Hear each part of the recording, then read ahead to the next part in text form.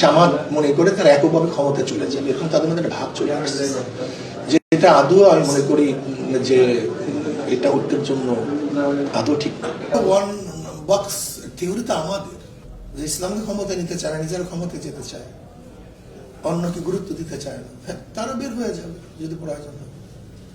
কিন্তু এখন আমরা চাই না বের হয়ে যাক, আকাঙ্ক্ষাটাকে আমরা মানে জলাঞ্জলি দিচ্ছি ক্ষমতার লোভে, এটাকে ধ্বংস করে ফেলতেছে ক্ষমতার লোভে, যে আমি ক্ষমতায় যাবো অন্য কাউকে না, আমি হামকে বাবু ডাঙ্গুর নিস, আমি বড়, অন্য কেউ বড় না, অন্য কেউ শোনা কেউ।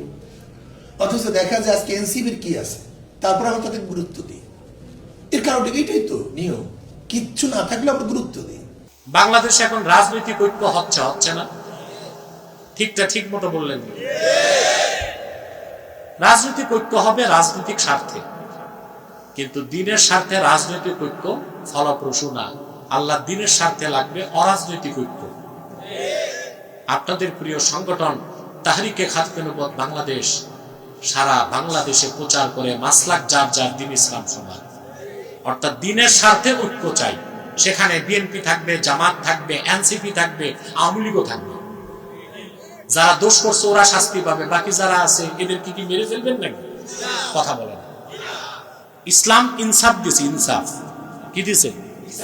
ইনসাফের বাইরে যাওয়া যাবে না, আবেগে কোনো কাজ করা যাবে না। যারা বুঝে দল করছে, না বুঝে দল করছে, এদেরকে হাত দেওয়া যাবে না, এদেরকে ক্ষমা এবং অনুশোচনার সুযোগ দিতে হবে। তাহলে আমরা সকল দল ও মতের মুসলমান দিনের স্বার্থে এক হয়ে যাব। তিনটি স্বার্থে আমাদের এক হইতে হবে। কয়টা স্বার্থে এক হবে?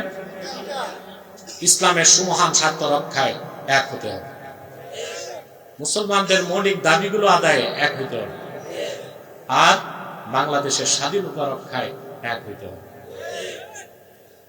আমাদের এই তিনটি স্বার্থের বিরুদ্ধে বাংলাদেশে কাজ করে তিনটি অমুসলিম সম্প্রদায়। তার মধ্যে সবচেয়ে নিকৃষ্ট হচ্ছে কুখ্যাত কাদিয়ানী সম্প্রদায়। নিঃসন্দেহে তারা কাফের এবং অমুসলিম।